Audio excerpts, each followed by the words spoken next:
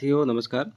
जैसा कि पहले 2012 का पेपर सॉल्व करा दिया गया था, शिक्षक पात्रता परीक्षा लेवल 2। अब बारी है 2011 का पेपर जो पीछे रह गया था। चलिए वीडियो को सीधा शुरू करते हैं, आपका ज़्यादा समय नहीं लेते हुए। सामाजिक अध्ययन एसएसटी को लेकर ये पहला सवाल है, देखिए। भारतीय समाज की प्रमुख विशेषता हैं। तो प्रमुख विशेषता क्या है, देखिए। अनेकता में एकता, अशिक्षा, स्वावलंबन, प्रादेशिक शिक्षा। तो सीधा पता है भारतीय समाज की विशेषता अनेकता में एकता। उत्तर इसका राइट आंसर हो जाएगा। आगे देखिए।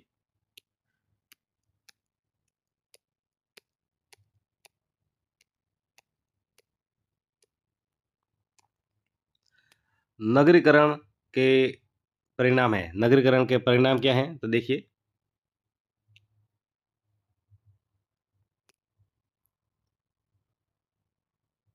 शैक्षिक विकास, ग्रामीण विकास, ग्रामों से नगरों की ओर जनसंख्या पलायन। तो ये सही हो जाएगा, सी राइट आंसर हो जाएगा। ग्रामों से नगरों की ओर जनसंख्या का पलायन नगरीकरण कहलाता है। क्षेत्रीयवाद, क्षेत्रीयतावाद का प्रमुख कारण है। तो देखिए, गरीबी का, सामाजिक तनावों का, बेरोजगारी का, वैश्वीकरण का। तो ये सामाजिक तनावों का कारण है क्षेत्रीयतावाद।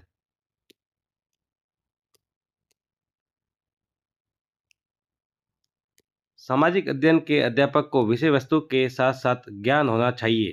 किसका ज्ञान होना चाहिए, देखिए। शिक्षा के उद्देश्यों का, शिक्षण विधियों का, शिक्षण तकनीक का। तो ये इनमें से सभी, इनका सभी का ज्ञान होना चाहिए था। भारत में गरीबी के लिए कौन सा कारण नहीं है। देखिए कितना इजी पेपर था 2011 का, क्योंकि उस समय इतना मैटर भी उपलब्ध नहीं था सबके पास। तो वो उस समय के लिए हार्ड ही था एक तरीके से। भारत में गरीबी के लिए कौन सा कारण नहीं है, तो देखिए, बेरोजगारी, तीव्र जनसंख्या वृद्धि, शिक्षा। तो गरीबी का, शिक्षा गरीबी के कारण कैसे हो सकता है, बृहत परिवार ये हो सकता है। तो सी इसका राइट आंसर हो जाएगा। किस हड़प्पाकालीन इमारत को सर जॉन मार्शल ने विश्व का अद्भुत निर्माण कहा। तो ये बृहत स्नानागार है जो मोहनजोदड़ो से प्राप्त हुआ।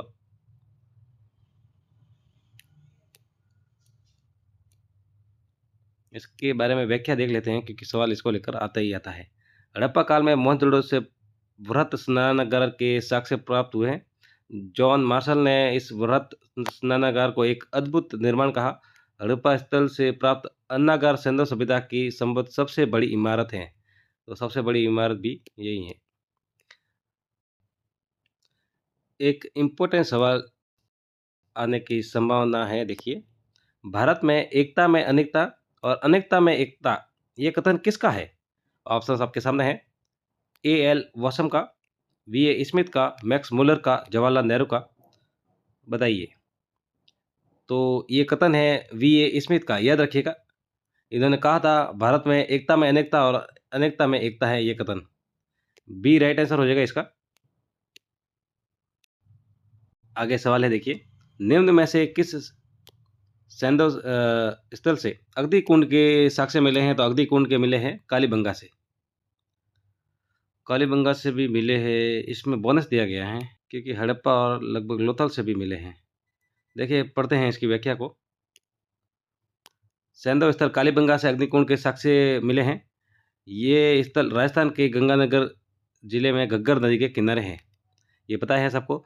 ये इस स्थल की खोज 1952 में अमलानंद घोष के द्वारा की गई है, और वीके थापर, वीवी लाल द्वारा 1961-62 में इसका उत्खनन किया गया। इसके अलावा हड़प्पा और लोथल में भी अग्निकुंड के साक्ष्य मिले हैं, इस कारण इसको बोनस दिया गया है। यूनानी शासकों के बारे में जानकारी का मुख्य स्रोत हैं। यूनानी शासकों के बारे में जानकारी का मुख्य स्रोत हैं सिक्के। बी राइट आंसर हो जाएगा इसका। गीता है। गीता एक क्या है, तो गीता एक महाभारत का एक भाग है। डी राइट आंसर हो जाएगा इसका, डी। इसमें 1,00,000 श्लोक हैं, ये भी याद रखें। महाभारत विश्व का सबसे बड़ा महाकाव्य है। गुप्त काल में सुदूर पश्चिम में प्रसिद्ध व्यापारिक केंद्र था। गुप्त काल में सुदूर पश्चिम में प्रसिद्ध व्यापारिक केंद्र था? तो ये था पैठन,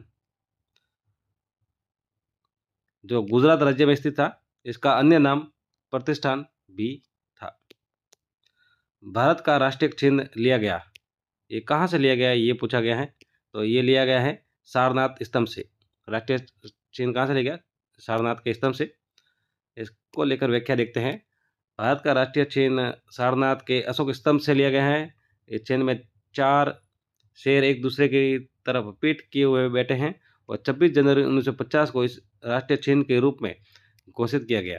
इस राष्ट्रीय प्रतीक के नीचे लिखा है राष्ट्रीय वाक्य सत्यमेव जयते, जो मुंडकोपनिषद से लिया गया है। ये सवाल आप याद रखिएगा, सत्यमेव जयते कहाँ से लिया गया है? तो मुंडकोपनिषद। इंपॉर्टेंट सवाल है, वह पूछा जा सकता है इस बार। लोग घरों में ताला नहीं लगाते थे। फाहियान ने किस शासक के बारे में ऐसा लिखा है?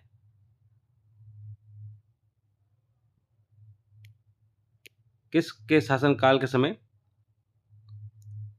लोग घरों के ताला नहीं लगाते थे? ये तो चंद्रगुप्त द्वितीय या चंद्रगुप्त विक्रमादित्य, जिनकी उपाधि इनका नाम बन गया था, चंद्रगुप्त द्वितीय विक्रमादित्य, जिनके शासनकाल में लोग घरों में ताला नहीं लगाते थे। फाहियान ने कहा है ये कथन।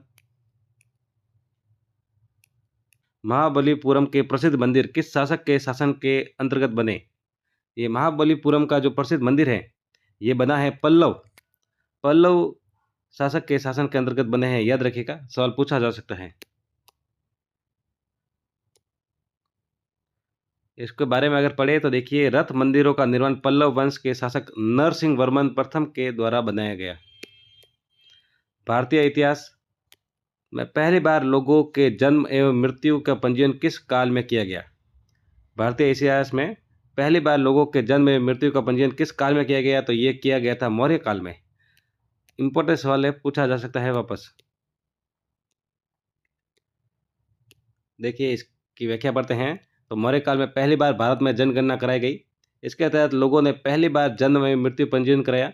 इसका प्रमुख उद्देश्य था कि ज्ञात जनसंख्या के आधार पर उचित कर व्यवस्था को लागू करना। मौर्य साम्राज्य की स्थापना चंद्रगुप्त मौर्य ने अपने गुरु चाणक्य की सहायता से की। शेख सलीम चिश्ती का मकबरा कहाँ स्थित है? तो ये स्थित है फतेहपुर सीकरी में। और शेख सलीम चिश्ती के आशीर्वाद से ही सलीम जहांगीर का जन्म हुआ, ये याद रखें।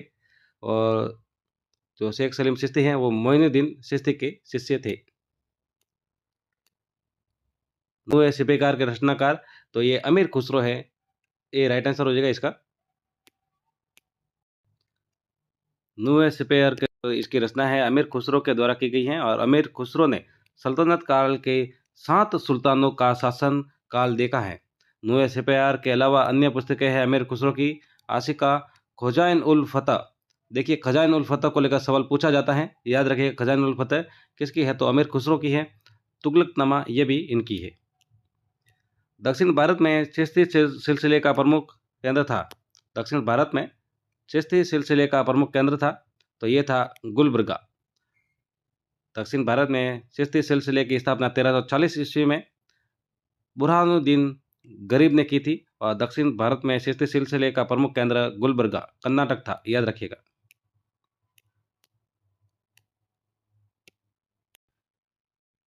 एक और इम्पोर्टेंट सवाल देखिए, संत दादू की मृत्यु किस स्थल पर हुई?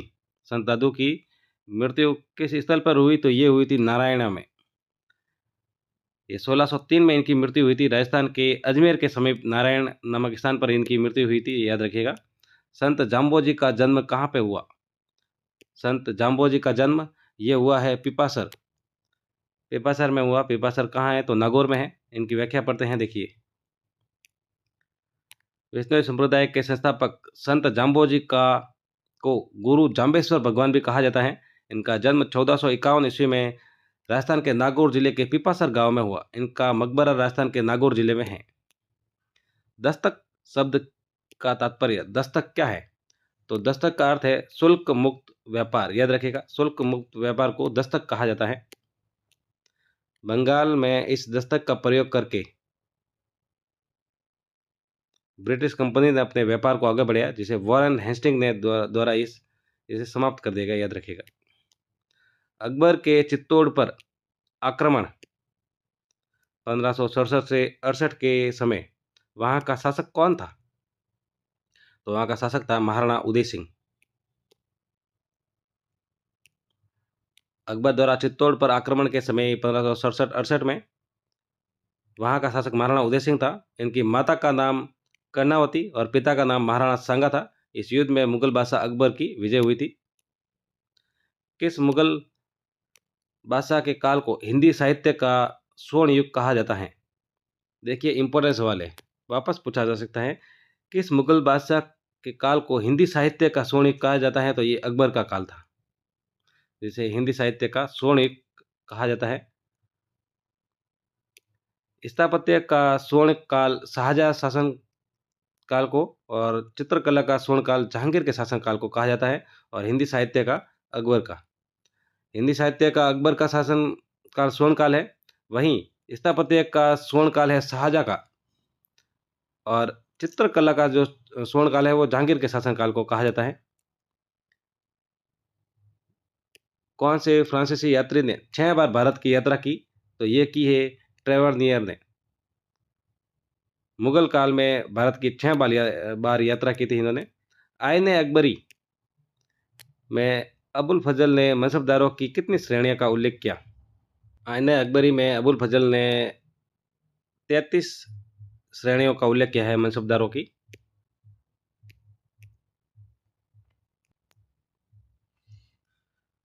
आगे सवाल है, भारत के प्रथम स्वतंत्रता संग्राम 1857 का कानपुर में नेतृत्व किसने किया? तो ये नाना साहब द्वारा किया गया। अलग अलग जगह किस किसने नेतृत्व किया, देखिए। कानपुर में नेतृत्व किया था नाना साहब ने, लखनऊ में किया था बेगम हजरत महल ने, जगदीशपुर में किया था कुंवर सिंह ने, इलाहाबाद में किया था लियाकत अली ने। याद रखिएगा, ये सवाल पूछा जाता है, वापस पूछे जा सकते हैं। फैजाबाद में किया था मौली अहमद उल्ला ने, अहमदुल्ला कहा जाता है। दिल्ली में किया था खान बहादुर खान, जो बहादुर शाह सेकंड है इन्होंने, और बरेली में किया था खान बहादुर खान ने। सवाल है, 1857 के दौरान लिखित पुस्तक माजा प्रवास के लेखक? तो माजा प्रवास के जो लेखक है वो है विष्णु भट्ट गौड़सी। याद रखिएगा, इंपॉर्टेंट सवाल है, वापस पूछा जा सकता है। महान नागा महिला गिडालियू को रानी की उपाधि किसने दी? तो ये दी है जवाहरलाल नेहरू ने।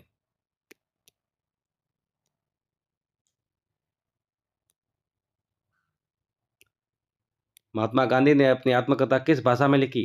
तो इन्होंने अपनी आत्मभाषा लिखी है, वो है गुजराती भाषा में।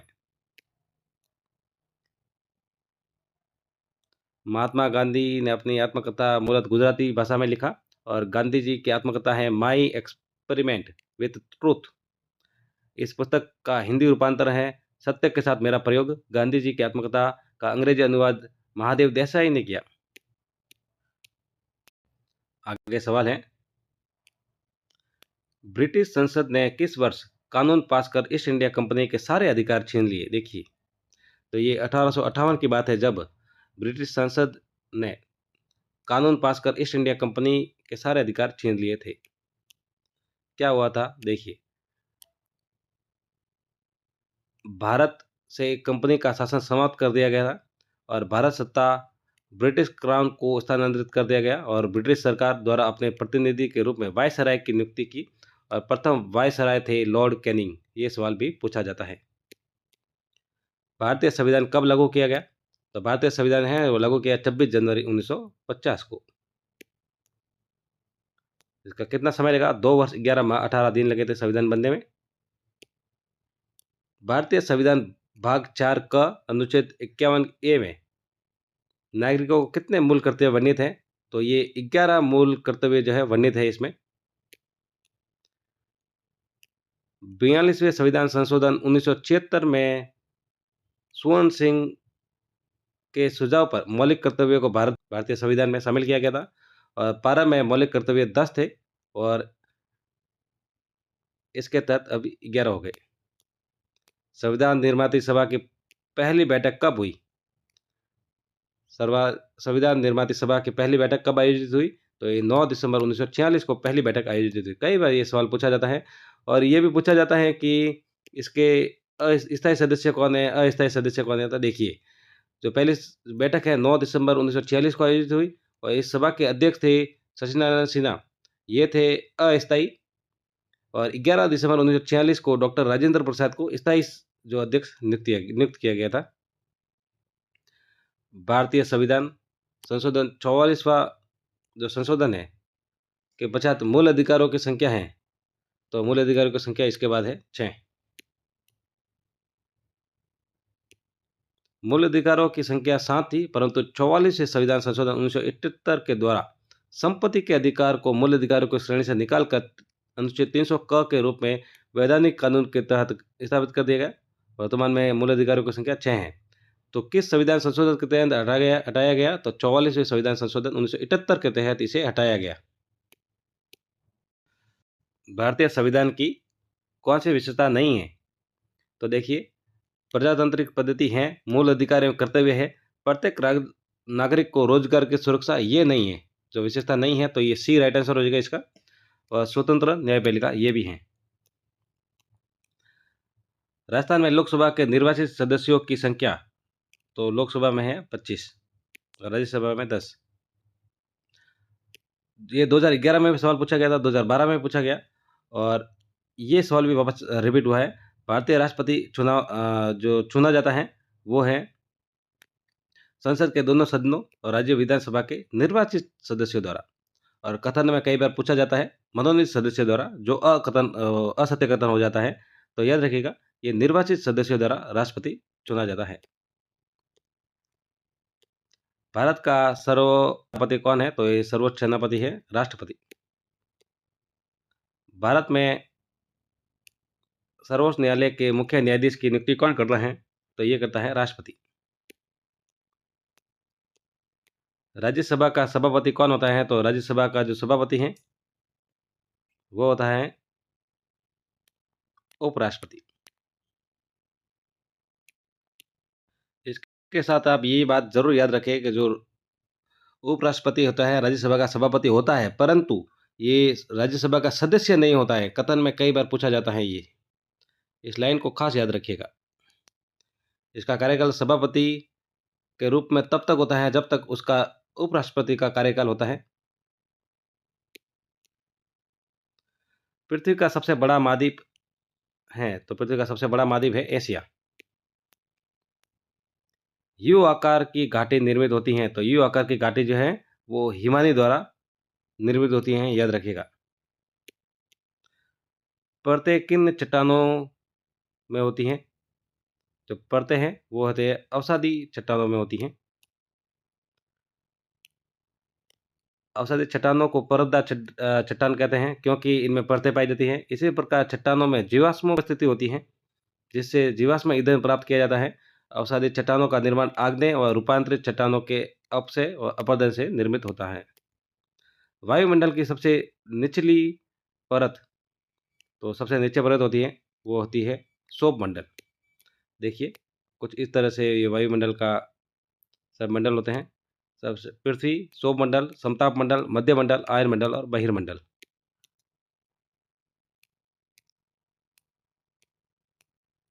विश्व में सर्वाधिक लवणता वाला सागर है, तो सर्वाधिक लवणता वाला सागर है वो है मृत सागर, जिसमें 238% लवणता है। भारत का कौन सा प्रदेश गोंडवाना भूभाग से संबंधित है? तो गोंडवाना प्रदेश से जो संबंधित है वो है दक्षिण का पठार।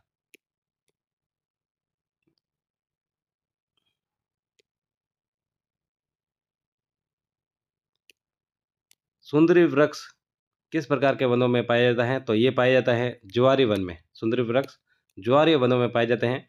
देखिए, ये काफ़ी इंपॉर्टेंट सवाल है, पूछा जाता है बार बार। तो सुंदरी वृक्ष, इस प्रकार के वृक्षों के वनों को सदाबहार वन कहते हैं और गंगा ब्रह्मपुत्र डेल्टा पर ज्वारीय वन पाए जाते हैं। उत्तरी भारतीय में शीतकालीन वर्षा का कारण है उत्तरी भारत में, तो ये है पश्चिमी चक्रवात विक्षोभ। पश्चिमी विक्षोभ है शीतकालीन वर्षा का कारण। सिंदरी किसके उत्पादन के लिए प्रसिद्ध है?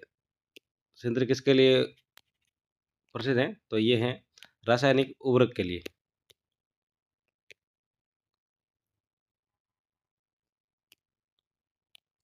सिंदरी झारखंड राज्य में स्थित है। ये भारत का पहला अमोनियम सल्फेट उत्पादन करने वाला रासायनिक उर्वरक उत्पादक केंद्र है। भाखड़ा नागल परियोजना किस नदी पर है? तो ये है सतलज नदी पर, याद रखिएगा।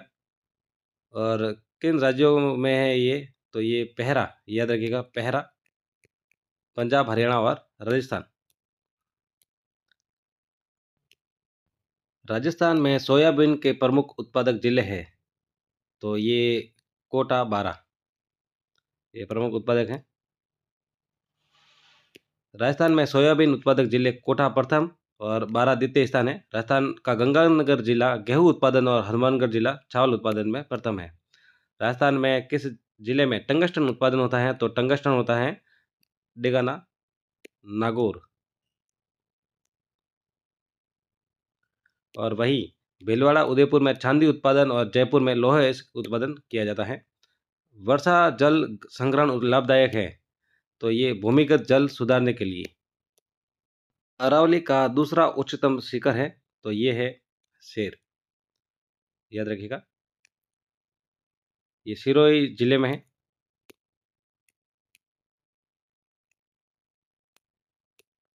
1857 की क्रांति के समय कोटा का शासक था। तो ये कई बार बता दिया, कोटा का शासक था राम सिंह द्वितीय। देखिए ऑप्शन काफ़ी अच्छा दिया है, राम सिंह फर्स्ट भी दिया है और वो भी पहला ऑप्शन दिया है। राम सिंह द्वितीय था कोटा का शासक 1857 की क्रांति के समय। प्रसिद्ध सालिम सिंह की हवेली, तो सालिम सिंह की हवेली ये है जैसलमेर में। नतमल, पटवो की ये सब जैसलमेर में है। बछाउतों की बीकानेर में है, याद रखें। किस जिले में गोगामेड़ी मेला लगता है? तो गोगामेड़ी मेला लगता है हनुमानगढ़ जिले में। वह किला जिस पर अंग्रेज जनरल लॉर्ड लेक ने 5 बार चढ़ाई की किंतु असफल रहा, तो ये लोहागढ़ का किला है भरतपुर का, जहाँ पर 5 बार ये इन्होंने चढ़ाई की थी। और ये मिट्टी का किला है लोहागढ़, ये भी याद रखें। बाला किला कब कई बार पूछा जाता है, बाला किला अलवर में है, ये साथ में याद रखें। और इस किले का जो निर्माण है जाट शासक सूरजमल द्वारा किया गया, ये भी याद रखें। मेवाड़ प्रजामंडल के प्रथम अध्यक्ष थे, तो ये काफ़ी इंपॉर्टेंट सवाल है, वापस पूछा जा सकता है। तो मेवाड़ प्रजामंडल के प्रथम अध्यक्ष ये बलवंत सिंह मेहता, याद रखिएगा, प्रथम अध्यक्ष। और स्थापना किसने की? तो मणिकल लाल वर्मा ने 1938 में की थी स्थापना। देखिए इसकी व्याख्या पढ़ते हैं। मेवाड़ प्रजामंडल की स्थापना माणिकलाल वर्मा ने 25 अप्रैल 1938 में की। इसके प्रथम अध्यक्ष बलवंत सिंह मेहता को नियुक्त किया गया। उपाध्यक्ष भूरेलाल भैया को बनाया गया और उपाध्यक्ष माणिकलाल वर्मा महामंत्री नियुक्त किए गए। इस समय मेवाड़ में महाराजा भोपाल सिंह का शासन था। इस संस्था की स्थापना का उद्देश्य अंग्रेजों के विरुद्ध स्वतंत्रता प्राप्त करना।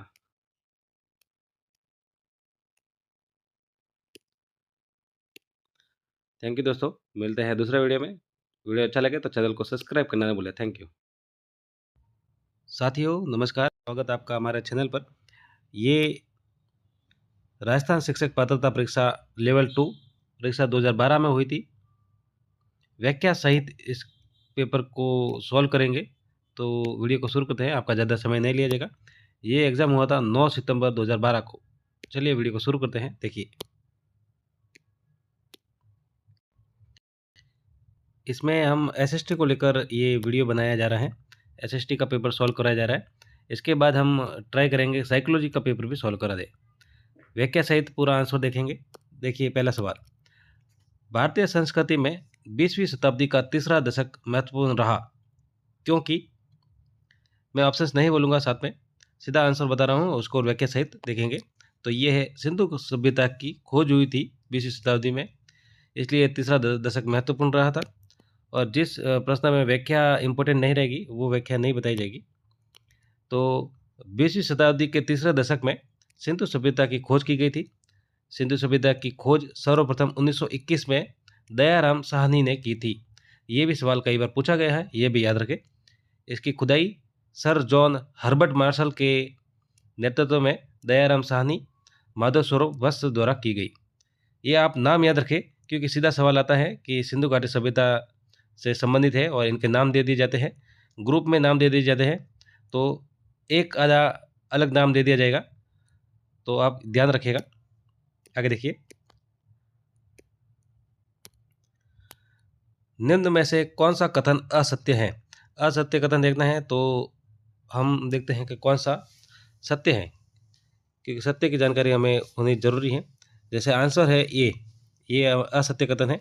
देखिए, वसुदेव कुटुंब की भावना वैदिक संस्कृति की देन है, तो ये सही है। रामायण महाभारत की अपेक्षा लघु ग्रंथ है, ये भी सही है। भारतीय समाज में बड़े बुजुर्गों को परिवार का मुखिया माना जाता है, तो ये भी सही है। कौन से सही हैं देख लीजिए। वैदिक युग समाज में संस्कारों की पुष्टि हुई, न कि संस्कारों के ह्रास की, तो ये जो असत्य कथन है उसको बारे में। निम्न में से शहरीकरण का कौन सा प्रमुख कारण नहीं है? शहरीकरण का कारण नहीं है, तो ये देखिए, कुटीर उद्योगों का ह्रास ये कारण है। तीव्र जनसंख्या वृद्धि ये कारण है। बढ़ती महंगाई ये शहरीकरण का कारण नहीं है। और आवश्यक सुविधाओं का अभाव ये भी कारण है।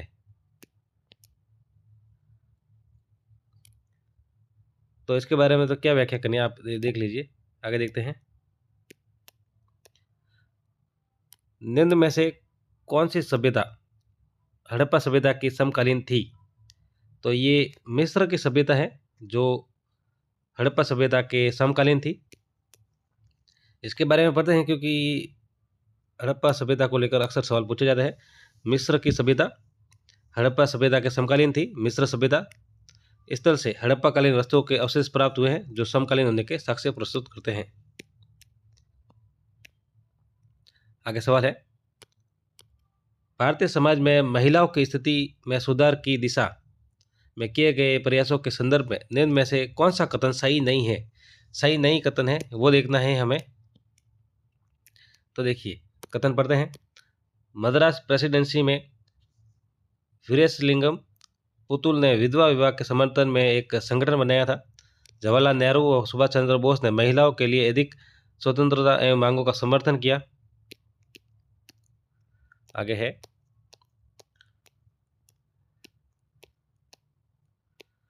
पंडित रमाबाई ने ऊंची जातियों की महिलाओं की दुर्दशा का सुधारने का प्रयास किया। और ताराबाई शिंदे ने स्त्री पुरुष तुलना नाम से किताब प्रकाशित कर स्त्री के बारे में रूढ़िवादी विचारों का समर्थन किया। देखिए, इसको तो कथन देखकर ही पता लगता है जो असत्य कथन है, डी। इसके बारे में देखिए, भारतीय समाज में महिलाओं की स्थिति में सुधार की दिशा में किए गए प्रयासों के संदर्भ में सत्य नहीं है। ताराबाई शिंदे ने अपनी पुस्तक स्त्री पुरुष की तुलना में स्त्रियों के बारे में रूढ़िवादी विचारों का समर्थन न कर महिलाओं के प्रति पुरुषों की रूढ़िवादी विचारों की कटु आलोचना की है इसमें, तो ये याद रखिएगा। आगे सवाल है, कर्मचारी वेतनभोगी हैं जबकि किसान राजा की भूमि जोतते हैं। चीनी यात्री का यह कथन किस शासक के संदर्भ में कहा गया? तो ये कथन कहा गया है चंद्रगुप्त द्वितीय के संदर्भ में कहा गया है। चीनी यात्री फाहियान चंद्रगुप्त सेकंड के शासनकाल में भारत आया था। तो ये सवाल भी कई बार पूछा जाता है कि फाहियान किसके शासनकाल में भारत आया था? तो ये आया था चंद्रगुप्त द्वितीय के शासनकाल में, याद रखिएगा। समाज एवं राज्य का वर्णन अपनी पुस्तक में किया। उसका कथन था कि कर्मचारी वेतन भोगी हैं जबकि किसान राजा की भूमि जोतते हैं। ये फाहियान का कथन है। और फाहियान की पुस्तक के बारे में पूछा जाए तो ये फो क्यू की है, ऐसा कुछ नाम है, याद रखेंगे। फो क्यो की ऐसा कुछ नाम है, तो आपको नाम से आपका अंदाजा लग जाएगा। किस चोल शासक ने पल्लवों को हराकर कांची पर अधिकार कर लिया? जैसा कि इस बार रीट पात्रता में ये चोल वंश अलग से नया टॉपिक ऐड किया गया है। तो देखिए, ये सवाल 2012 में आ चुका है। किस चोल शासक ने पल्लवों को हराकर कांची पर अधिकार कर लिया था? तो ये थे आदित्य फर्स्ट। इन्होंने पल्लवों को हराकर कांची पर अधिकार कर लिया था। इनके बारे में पढ़े तो देखिए, विजयालय चोल वंश का वास्तविक संस्थापक माना जाता है। तो पूछा जा सकता है चोल वंश का वास्तविक संस्थापक तो विजयालय है। ये आदित्य फर्स्ट विजयालय के पुत्र है। इन्होंने पल्लवों को हराकर कांची पर अधिकार किया था। याद रखिएगा, ये सवाल पूछा जा सकता है क्योंकि ज़्यादातर सवाल रिपीट होते हैं। दक्षिण भारत के किस राजवंश ने राज्यों को राष्ट्र, कोट्टम और ग्राम में विभाजित किया? तो ये किया था चोल में। दक्षिण भारत के चोल राजवंश के राज्यों को राष्ट्र, कोट्टम और ग्राम में विभाजित किया गया था। याद रखिएगा, पूछा जा सकता है वापस। किस राजवंश के समय कन्हेरी विश्वविद्यालय प्रसिद्ध हुआ? तो कन्हेरी जो विश्वविद्यालय प्रसिद्ध हुआ ये पल्लव राजवंश के समय हुआ था।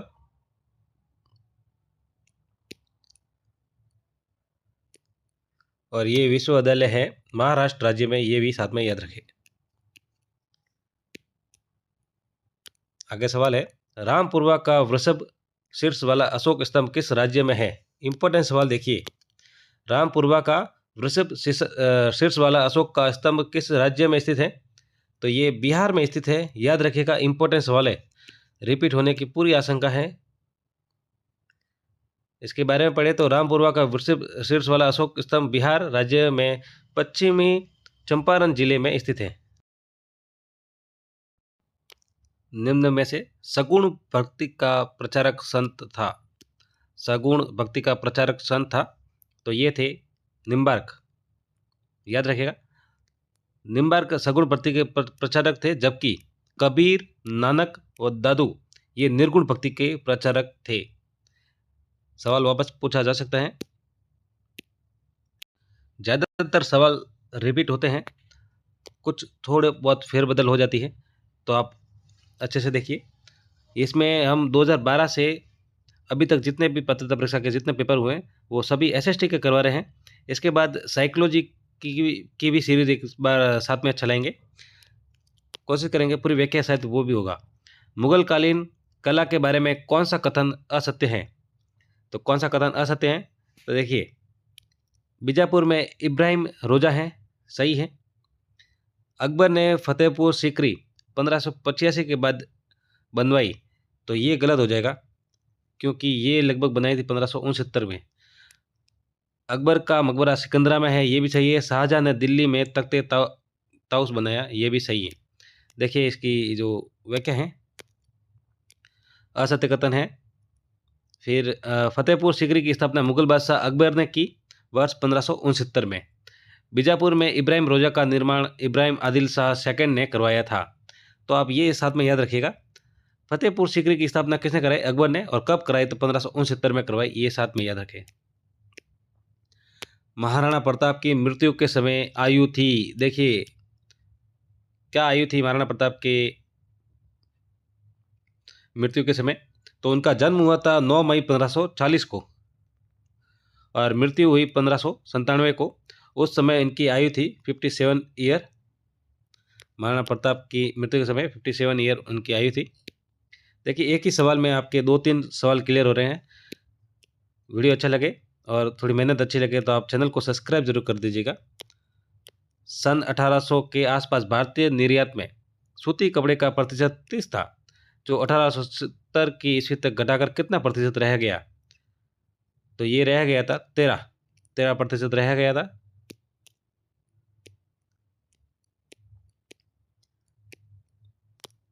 महिलाओं ने भी जागरण एवं सामाजिक सुधार हेतु आधुनिक काल में लेखन कार्य को प्रोत्साहन दिया। इसी क्रम में उन्होंने कई पुस्तकें लिखी। 1876 ईस्वी में प्रकाशित ग्रंथ अमार जीबोन की लेखिका थी। अमार जीबोन की लेखिका कौन थी? तो ये थी रास सुंदरी देवी। याद रखिएगा, वापस सवाल पूछा जा सकता है, इंपॉर्टेंट सवाल है।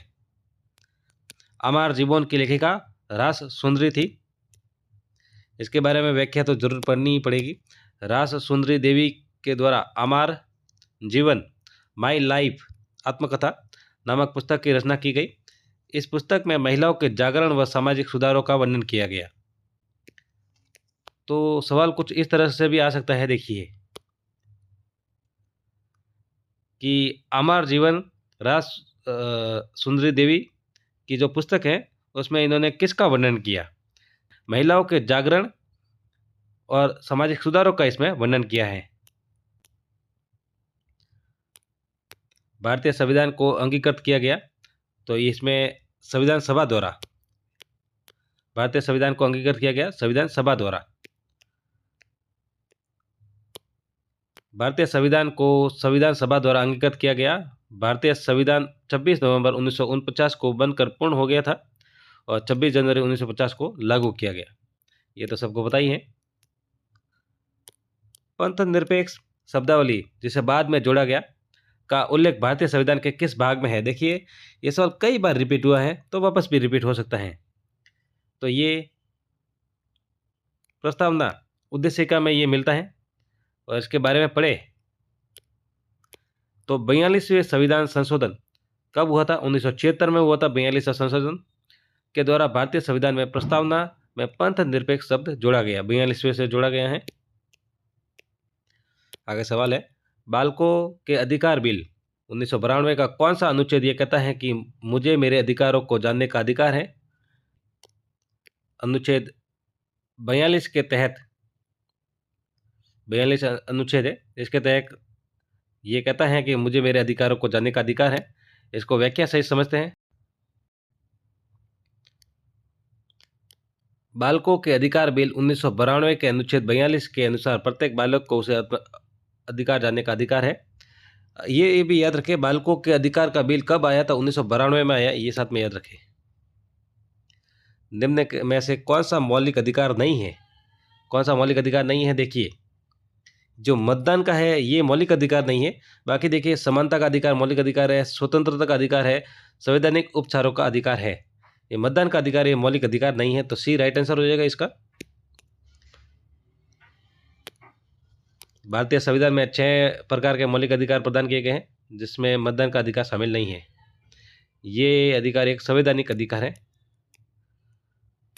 मूल कर्तव्य संविधान के भाग 4 क के किस अनुच्छेद में समाहित है? कई बार रिपीट सवाल हुआ है, वापस रिपीट हो सकता है। तो ये 51 क में शामिल है। इसकी व्याख्या देखें, क्योंकि बार बार ये सवाल रिपीट हुआ है तो वापस हो सकता है। मूल कर्तव्य संविधान में स्वर्ण सिंह समिति, देखिए काफ़ी इंपॉर्टेंट है। स्वर्ण सिंह समिति की सिफारिश पर 76वां संविधान संशोधन माता पिता या संरक्षक द्वारा 6 से 14 वर्ष के बच्चों हेतु प्राथमिक शिक्षा प्रदान करना अनुच्छेद 51 क के रूप में शामिल किया गया। संविधान में 11 मौलिक कर्तव्यों का वर्णन किया गया है। देखिए, किस संविधान संशोधन में ये कहा गया? तो 76वें संविधान संशोधन, एक ये याद रखें। किसकी सिफारिश पर? तो स्वर्ण सिंह समिति, याद रखेगा। और किस आयु वर्ग? तो 6 से 14 वर्ष के आयु वर्ग बच्चों के लिए प्राथमिक शिक्षा का प्रदान करने का ये शामिल किया गया है 51 क में। राष्ट्रपति चुनाव से संबंधित गलत कथन है। तो देखिए, चुनाव से संबंधित विवाद सिर्फ उच्चतम न्यायालय में ही उठा सकते हैं, तो ये सही कथन है। सभी विधायकों के मत समान मूल्य रखते हैं, तो ये गलत कथन हो जाएगा। सभी सांसदों के मत समान मूल्य रखते हैं, तो ये सही है। और एक है मनोनीत मतदान में भाग नहीं ले सकते, तो ये भी सही है। मनोनीत सदस्य भाग नहीं ले सकते, ये भी सही है। इसकी व्याख्या देखते हैं, क्योंकि बहुत ही इंपॉर्टेंट सवाल है, वापस पूछा जा सकता है। राष्ट्रपति चुनाव में गलत तथ्य देखना है, तो सभी विधायकों के मत समान मूल्य रखते हैं। राज्यों के विधायकों के मत की गणना के लिए उस राज्य की जनसंख्या देखी जाती है। साथ ही उस राज्य के विधानसभा सदस्यों की संख्या को भी ध्यान में रखा जाता है, देखा जाता है। वोट का अनुपात निकालने के लिए राज्य की कुल आबादी से चुने गए विधायकों की संख्या से विभाजित किया जाता है। उसके बाद जो अंक मिलता है उसे 1000 से भाग दिया जाता है। तत्पश्चात अंक प्राप्त होता है, उससे राज्य के एक विधायक के वोट का अनुपात निकाला जाता है। तो ये गलत कथन इसलिए है। तो सभी विधायकों का मत जो है वो समान मूल्य नहीं रखता है, याद रखिएगा। ये कथन बार बार पूछा जाता है, इसको खास याद रखिएगा।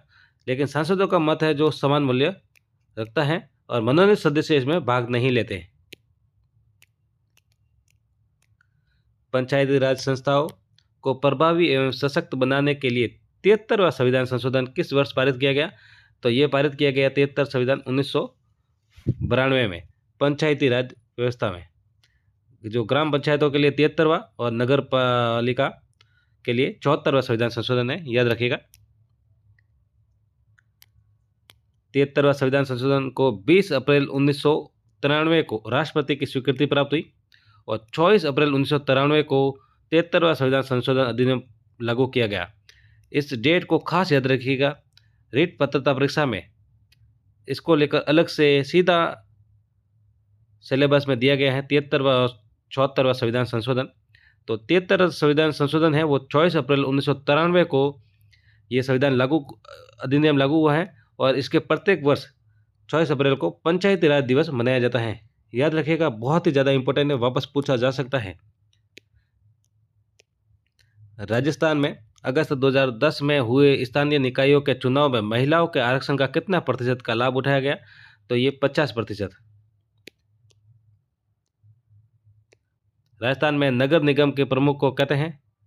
तो नगर निगम के जो प्रमुख हैं उनको कहा जाता है महापौर, याद रखिएगा।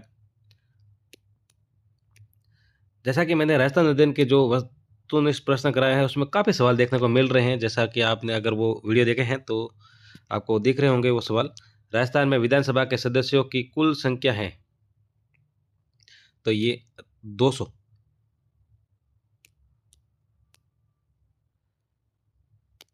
ये भी देखिए सीधा सवाल आता है, सीधा। Lok Sabha seat 25, Rajya Sabha seat 10। किस महासागर में मेरिना गर्त? कई बार पूछा गया, लगभग 2021 में ये वापस पूछा गया था। तो मेरिना गर्त है वो प्रशांत महासागर में है, ये भी याद रखें। इसकी गहराई लगभग 11 किलोमीटर है, ये साथ में याद रखें। ये विश्व का सबसे गहरा गर्त है, तो सीधा ये आ सकता है कि विश्व का सबसे गहरा गर्त कहाँ पे है? तो प्रशांत महासागर में है। कौन सा है? तो मेरिना गर्त है, याद रखिएगा, सवाल पूछा जा सकता है। क्षेत्रफल के आधार पर विश्व का सबसे बड़ा और सबसे छोटा महाद्वीप है? तो क्षेत्रफल के आधार पर एशिया सबसे बड़ा, ऑस्ट्रेलिया सबसे छोटा, ये क्रम है। देखिए, एशिया सबसे बड़ा, फिर है अफ्रीका, फिर है उत्तरी अमेरिका, फिर है दक्षिणी अमेरिका, फिर है अंटार्कटिका, फिर यूरोप और ऑस्ट्रेलिया। क्रम भी पूछा जा सकता है। निम्नलिखित में से कौन सा एक पृथ्वी का परिमंडल नहीं है? तो ये ओजोन मंडल है, ये पृथ्वी का परिमंडल नहीं है। बाकी वायुमंडल है, जीवमंडल है और स्थल मंडल है। पृथ्वी का परिमंडल वायुमंडल, स्थल मंडल और जैवमंडल है। ओजोन मंडल पृथ्वी पर नहीं, समताप मंडल में स्थित है। संगमरमर एक उदाहरण है, तो संगमरमर है ये कायांत्र चट्टान है, याद रखिएगा, सवाल वापस पूछा जा सकता है। संगमरमर एक कायांत्र चट्टान का उदाहरण है। अपक्षय और अपर्दन की संयुक्त क्रिया को कहते हैं? तो ये कहा जाता है अनाच्छादन, याद रखिएगा।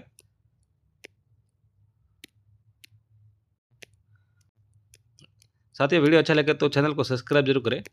इसमें लगभग 2012 से लेकर 2022 तक जितने भी वस्तुनिष्ठ प्रश्न होंगे सभी करवाए जाएंगे। निम्नलिखित में से कौन सा एक धात्विक खनिज नहीं है? तो धात्विक और अधात्विक खनिज जो है वो आप जरूर याद करें, क्योंकि अक्सर पूछा जाता है ये सवाल धात्विक और अधात्विक को लेकर। तो इसमें धात्विक खनिज नहीं है ये पूछा गया है। तो देखिए, बॉक्साइट धात्विक है, तांबा धात्विक है, क्रोमाइट भी धात्विक है, अभ्रक ये धात्विक नहीं है। इसकी व्याख्या देखते हैं। देखिए, खनिज 3 प्रकार के होते हैं, धात्विक, अधात्विक और खनिज ऊर्जा। तो धात्विक में देखिए लोह अयस्क, मैग्नीज, निकेल, कोबाल्ट, तांबा, लेड, टीन, बॉक्साइट, सोना, चांदी आदि आते हैं। और अधात्विक में कौन कौन सा आता है? तो देखिए अभ्रक, लवण, पोटास, सल्फर, ग्रेनाइट, चूना पत्थर, संगमरमर और बलुआ पत्थर, ये अधात्विक है। और फिर ऊर्जा में आ जाएंगे कोयला, पेट्रोलियम और प्राकृतिक गैस। निम्नलिखित में से कौन सा युग्म सुमेलित नहीं है? सुमेलित नहीं है ये बताना है हमें। तो अनवीनीकरण संसाधन प्राकृतिक गैस, ये सही कथन है, सही है, मतलब प्राकृतिक संसाधन जल सही है, जैव संसाधन वन सही है, सर्वव्यापक संसाधन तांबा, ये गलत हो जाएगा, क्योंकि ये कुछ भागों में ही मिलता है, सब जगह भागों में नहीं मिलता है। ये इसकी व्याख्या देखते हैं। सर्वव्यापक संसाधन नहीं है, क्योंकि तांबा विश्व के कुछ भागों में ही मिलता है। सतत पोषणीय विकास की अवधारणा का संबंध है, तो ये संसाधनों के संरक्षण से है इसका संबंध। सतत पोषणीय विकास की अवधारणा का संबंध वन्य जीवों के कम होने का एक प्रमुख कारण है। तो वन्य जीवों के एक कम होने का प्रमुख कारण कौन सा है? तो देखिए, प्राकृतिक आवासों का नष्ट होना और नगरीकरण, ये कारण है। ए और डी दोनों सही है इसमें। विश्व में निम्नलिखित में से किस एक प्रदेश में गहन निर्वाह कृषि का अधिक प्रचलित है? तो ये है मानसूनी प्रदेश में।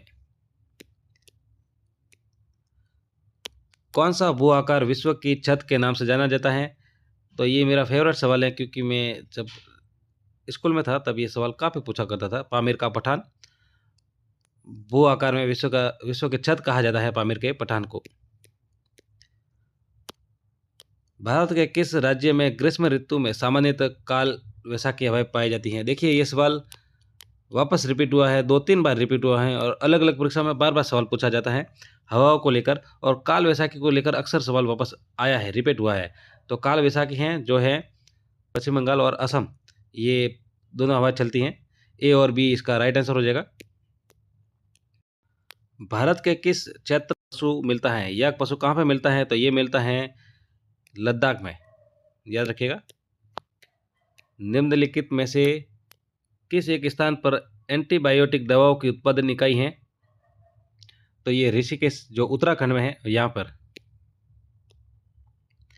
एंटीबायोटिक दवाओं की कंपनी स्थापित की गई है, ये ऋषिकेश में। भारत में उपभोक्ता संरक्षण अधिनियम, कई बार रिपीट हुआ सवाल, उपभोक्ता संरक्षण अधिनियम, तो ये हुआ 1986 में, याद रखिएगा। इंपॉर्टेंट सवाल है, वापस रिपीट हो सकता है। ये भारत में उपभोक्ता संरक्षण 1986 में पारित हुआ। इस अधिनियम का मुख्य उद्देश्य है उपभोक्ताओं के हितों की सुरक्षा करना। निम्नलिखित में से कौन सा एक कथन अरावली श्रेणियों के लिए सही है? सही कथन देखना है। तो देखिए, ये वर्षा में सहायक है, तो गलत कथन है। जल विद्युत उत्पादक के लिए उपयुक्त है, ये भी गलत है। जल विभाजक का कार्य करता है, परिवहन के लिए अवरोधक। तो अरावली पर्वत श्रृंखला प्राचीनतम अपशिष्ट पर्वत श्रेणी है। ये पर्वत जल विभाजक का कार्य करते हैं। इस पर्वत की सबसे ऊंची चोटी गुरु शिखर है, 1722 मीटर ऊंची। निम्नलिखित में से कौन सा एक राजस्थान में वर्षा जल संग्रहण की परंपरागत विधि है? तो परंपरागत विधि टांका, कई बार सवाल पूछा गया। टांका क्या है, ये सवाल सीधा आता है कई बार तो। और टांका है जो है वो जल संग्रहण करने की परंपरागत विधि है। राजस्थान के किस जिले में चबड़ा तापीय ऊर्जा केंद्र स्थित है? तो ये है बारा, चबड़ा बारा में है, याद रखिएगा, इंपॉर्टेंट सवाल। और ये बारा जिले के चौकी मोतीपुरा गांव में स्थित है, क्योंकि आजकल काफ़ी जो है डिटेल में सवाल पूछे जा रहे हैं, तो ये भी साथ में याद रखें। बारा जिले के चौकी मोतीपुरा गांव में ये स्थित है। निम्नलिखित में से कौन सा सही सुमेलित नहीं है, ये बताना है। तो हिंदुस्तान मशीन टूल्स अजमेर सही है। बॉल बियरिंग अलवर, ये गलत हो जाएगा, क्योंकि ये लगभग शायद जयपुर में है। और सीमेंट मोडक में विद्युत मोटर जयपुर में, तो बी राइट आंसर हो जाएगा, जो असुमेलित हैं। देखिए, इसके बारे में व्याख्या देखते हैं जी। बॉल बियरिंग जो है जयपुर में है, ना कि अलवर में है। देखिए, इसको लेकर अक्सर सवाल पूछा जाता है। राजस्थान में प्रमुख अभ्रक उत्पादन के जिले हैं, तो ये कौन से हैं? तो देखिए, अजमेर, भीलवाड़ा और जयपुर जो हैं प्रमुख अभ्रक उत्पादन के जिले हैं। विरासत के संरक्षण हेतु स्मारक, पुरावशेष स्थान व प्राचीन वस्तु अधिनियम राजस्थान में कब लागू किया? देखिए, इतना इंपॉर्टेंट सवाल राजस्थान अध्ययन की बुक में ये आया था, तो ये लागू हुआ 1961 में। विरासत के संरक्षण हेतु स्मारक, पुरावशेष स्थान व प्राचीन वस्तु अधिनियम राजस्थान में 1961 में ये लागू हुआ, याद रखिएगा। बालद क्या है, सवाल पूछा है बालद क्या है, तो देखिए बालद क्या है। मांड गायन की परंपरा नहीं, बिनजारों का वह बैल समूह जिसकी पीठ पर माल लाद कर विक्रय ले जाया जाता है, तो ये हो जाएगा बी, बालद हैं ये।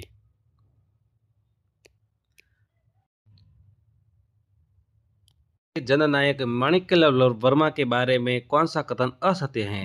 असत्य कथन देखना है तो देखिए, इनका जन्म बिजोलिया में हुआ, तो जी इनका जन्म बिजोलिया में हुआ। 4 दिसंबर 1897 के आसपास हुआ था। 1897 में 4 दिसंबर को बिजोलिया में हुआ।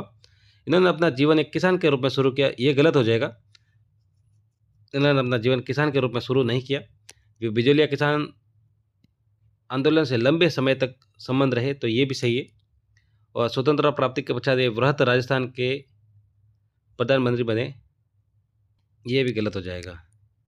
ये संयुक्त राजस्थान के प्रधानमंत्री बने थे।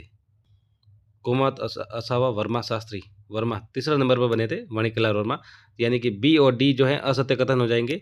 देखते हैं जी, बी और डी है असत्य कथन है।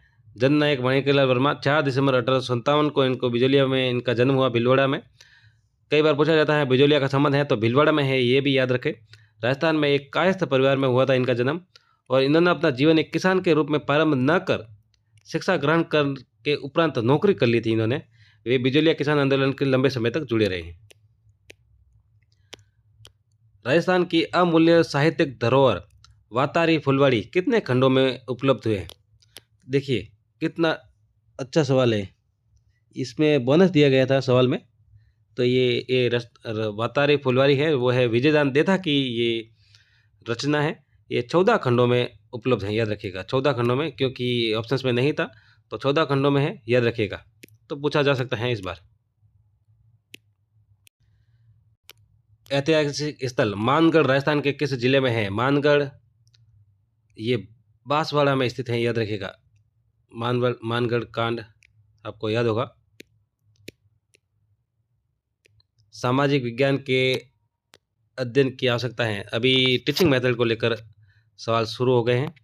सामाजिक सांस्कृतिक संरचना एवं उसके पर्यावरण से संबंध को समझाने के लिए सामाजिक विज्ञान की अध्ययन की आवश्यकता क्यों है, ये पूछा गया है, तो ये सही है। फिर ढांचा सुविधाओं के विकास के लिए, ये गलत हो जाएगा। तीव्र आर्थिक विकास के लिए, ये भी गलत हो जाएगा। शैक्षणिक समस्या को समझने के लिए, ये भी गलत हो जाएगा। सामाजिक विज्ञान अध्ययन की आवश्यकता है सामाजिक सांस्कृतिक संरचना और उसके पर्यावरण से संबंध को समझने के लिए।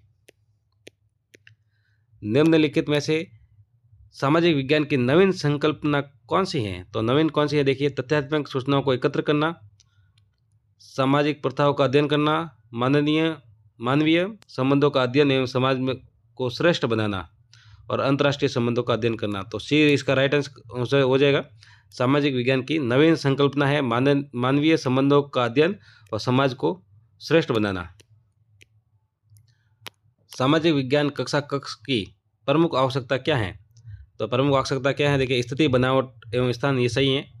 पुस्तकालय वाचनालय का संलग्न होना, प्रदर्शन की सुविधा, ये भी सही है, और प्रयोगों की सुविधा। तो ए और सी इसका राइट आंसर हो जाएगा। सामाजिक विज्ञान में कक्षा कक्ष प्रक्रिया विकसित करने में सहायक होता है, तो ये ज्ञान, कुशलता, अभिव्यक्ति, ये सही है इनमें से सभी। सामाजिक विज्ञान अध्ययन की प्रमुख समस्या है, तो देखिए छोटे कक्षा कक्ष, अध्यापक छात्र अनुपात में वृद्धि होना, अप्रशिक्षित अध्यापक और पुस्तकालय सुविधाओं में कमी। सामाजिक विज्ञान अध्ययन की प्रमुख समस्या है, ये लगभग सभी समस्या ही हैं। छोटे कक्षा कक्ष, अध्यापक छात्र अनुपात में वृद्धि होना, अप्रशिक्षित अध्यापक और पुस्तकालय सुविधाओं की कमी, लगभग सभी समस्या हैं। और इस सवाल में बोनस दिया गया था, क्योंकि ये सभी समस्या ही है, सामाजिक विज्ञान अध्ययन की ये प्रमुख समस्या है। निम्नलिखित में से कौन सा एक परियोजना का प्रकार थॉमस एम रिस्क ने माध्यमिक विद्यालयों के लिए प्रतिपादित किया? तो इन्होंने किया था उत्पादक परियोजनाएं। निम्नलिखित में से कौन सा एक सामाजिक विज्ञान में मूल्यांकन का मुख्य उद्देश्य पूछा है? तो देखिए छात्रों के ज्ञान की जांच करना ये मूल्यांकन का प्रमुख उद्देश्य है। सामाजिक विज्ञान में छात्रों के ज्ञान की जांच करना। अच्छे मूल्यांकन की कौन सी एक विशेषता नहीं है? तो अच्छे मूल्यांकन की कौन सी विशेषता नहीं है? तो देखिए नकारात्मकता, जैसा कि सीधा देख रहे हैं। बाकी देखिए वैधता, विश्वसनीयता, निदानात्मकता, ये सभी हैं। सामाजिक विज्ञान में क्षेत्रीय भ्रमण उपयोगिता होता है क्योंकि ये अनुभविक साक्ष्य के लिए देखकर अच्छे से सीखता है, इसलिए। बाकी मूल्यांकन के लिए, मनोरंजन के लिए इनमें से सभी ये गलत हो जाएंगे। है सही है क्योंकि इनके साथ वो सीखता है, लेकिन इसमें सबसे ज़्यादा जो है अनुभविक साक्ष्यों के लिए है, ये सबसे ज़्यादा सही है। सामाजिक विज्ञान में किस प्रकार की शिक्षण सामग्री सबसे ज़्यादा उपयोगी है? तो ये जो दृश्य श्रव्य है सामग्री, वो सबसे ज़्यादा उपयोगी है कि देखकर और सुनकर जो सीखता है वो हमेशा वो याद रखता है बच्चा। सामाजिक विज्ञान में किस प्रकार की शिक्षण सामग्री सबसे ज़्यादा उपयोगी है? तो दृश्य और श्रव्य। ये 2012 का पेपर था, वो सॉल्व हो चुका है।